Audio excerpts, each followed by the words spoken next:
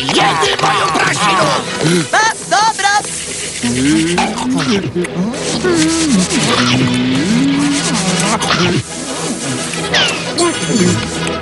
Vaša prašina je tako ukusna. Ovaj znak za prečicu će poslati Sunđer Boba i Patrika daleko od cilja. Prečica. Lignja slave!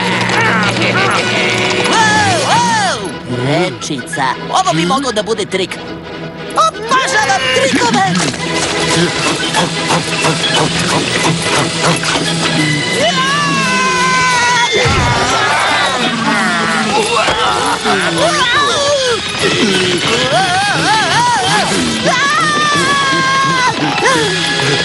O, čoveče, mi vodimo. I zapravo zaostajete. Patriče.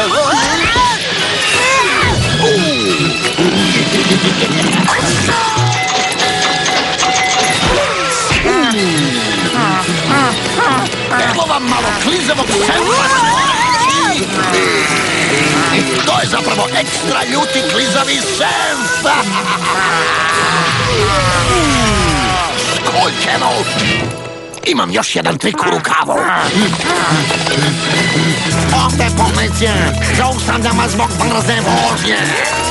Ne, nego je ovdje policija. Zaustavljam vas jer se predstavljate kao policajac. Zalih crnog đavola. Evo vaše poručbine, gospodine. Šta? Bio sam gladan. Pobedili smo! Pobedili! Imam najbolje konjića! Više ne želim da budem konjić. U redu, druže, ali u pati još uvek možeš da budeš bilo šta.